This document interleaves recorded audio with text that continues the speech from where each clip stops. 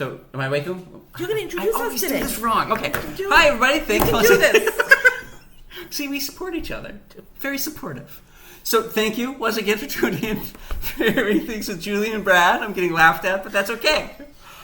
So, this week, when Julie stops laughing at me, we're going to start talking about balance. Hi, Rocky. And we also have a dog here that is being too cute right now and kind of whining.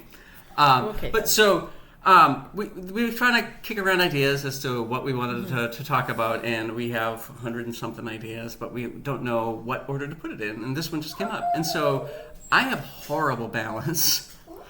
And Rocky over there is whining in my favor. Yes. So you have horrible balance, and you have a lot further to go. Yeah, I do. Right. So like this is what I tell my brother all the time. So I'm afraid of heights because I know how much it hurts to fall at my height. Yeah. So that's I know. Yeah. But I didn't learn to ride a bike until I was 13. I've tried to rollerblade. I just don't have the balance. I've fallen standing still, just kind of like losing the balance and just going over. Yeah. So there's a common misconception that we only have 5 senses, and we have many more than that. And one of them is the sense of balance. So the vestibular system is in the inner ear. Can you please comment below, see if you can hear Rocky whining for attention over here. So. Hi, buddy. Okay. This is a disaster of recording. Should we stop and start again? Let's keep going. It's a mess. Sorry, go ahead. The stimulus system. The vestibular system. I'm sorry if I keep laughing. Go ahead. So it's part of the inner ear, but it's not part of the hearing, the auditory system, I think, because I haven't done the research on this. Dude, quiet! This is a good one. So there always has to be a low point in everything, right? And I think we just hit ours, but we're gonna keep going because it's entertaining. Killing us, buddy.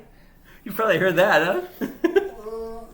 So anyway, the stimulus system. That is how we maintain our balance, and so I'm really prone to vertigo, and that's part of the vestibular system. That's really hard to say, but that is not always something that people who are hard of hearing have. But it seems like it's something that Julie and I have in common, unfortunately. So you have pretty bad balance too.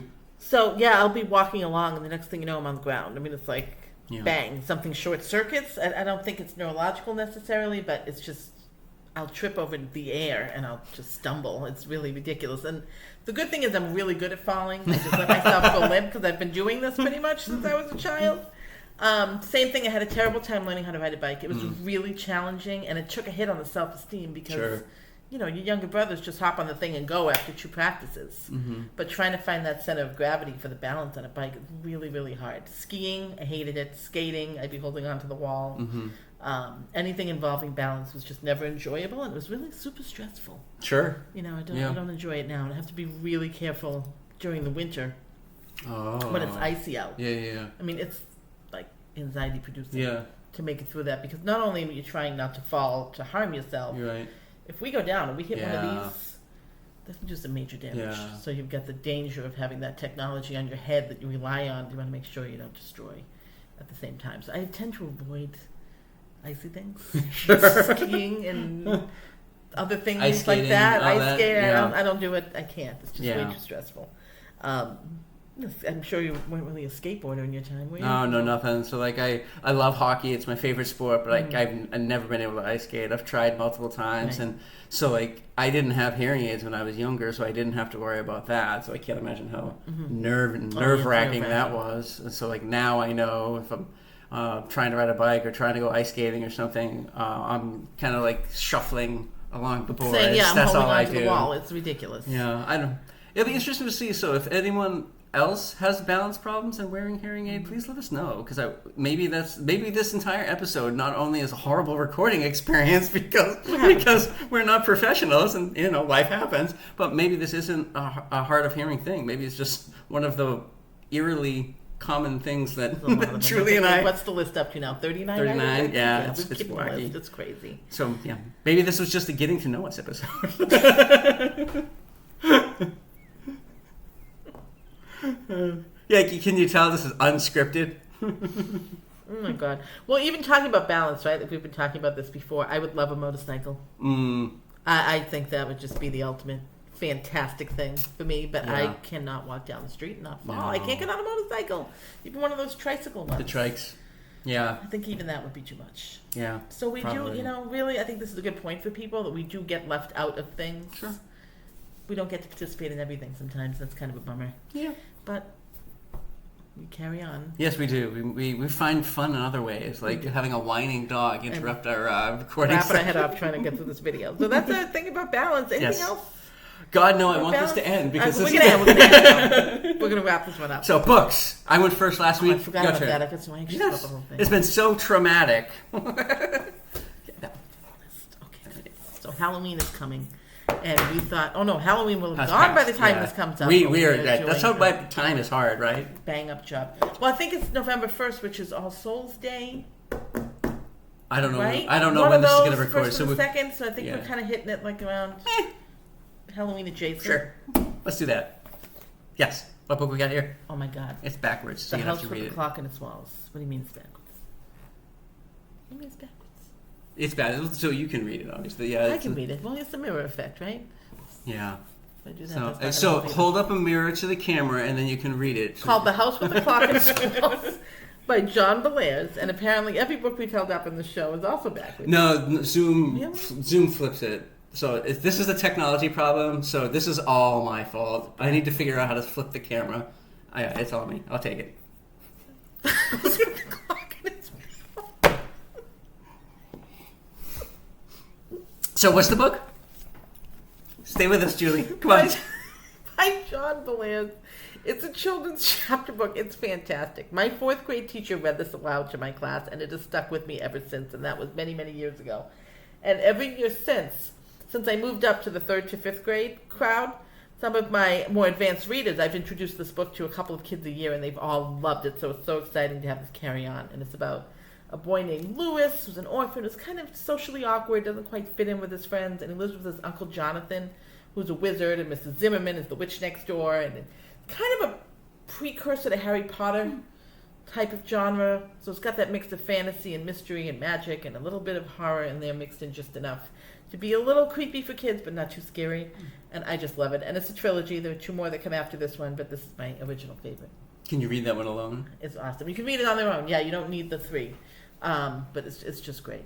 So it's all about a mysterious clock in the walls of Uncle Jonathan's house that's ticking and they can never locate it. There's a whole thing that evolves from there with Isaac Izzard and so good. Highly recommend, even though you can't see it because it's backwards. Highly recommend it. We'll post the links You're up, so you Brad. can actually see it that way. I'm up. Okay, so when I was younger, the Scholastic Book Fair I loved. So when I was really young, We need my that mom as adults. is it still around? They got to bring it back for adults. It comes to school every year. Oh, awesome! But I think they should bring it back for Totally. grown-ups. I Like would- everybody's workplace. I think it would be a Absolutely. happier place. Oh, brilliant! Well, What? my workplace kind of is. It's a library. Anyway, that aside, my mom always used to make us read for a certain amount of time after dinner before we could watch TV. And so at that point when I was younger, reading became like a chore. And then my dad wanted to bribe me to stop playing catch because he had a bad elbow, and so he would take me to the comic book store. And so the comic book store is how I got back into like reading for pleasure. And the first book I read for pleasure was The Stand. You started with that one? That With book Stephen gave me King. nightmares. So I've read them all. That is one of the scariest books I've ever read in my I life. don't like horror. It's so strange. I love Stephen King and I love Joe Hill, which is his son. Sure. The writing styles are very similar, but there's enough that Joe isn't a complete copy of Stephen. But yeah, so this book was the first book I read for fun. That's when I started what you getting picked. yeah. I Oh don't. my God. So I will say it's probably Tom's fault because he loved it. He loved Stephen King, and so I had to read what Tom wanted. Yeah. And I loved it, and it really did get me into reading. It's definitely so if you don't know, it's all about like what COVID could have happened. So a flu comes, wipes out 99% of the population of the world, and it's kind of like good versus evil and stuff like that. And it's just, I love his writing. It's fantastic. It is scary at times, but I guess because I'm so used to it, because I read it when I was like 13 or 12 or something. Since this is near Halloween time, I wanted to pick a scary book. So There you we go. All right. Can we go? Can we go now?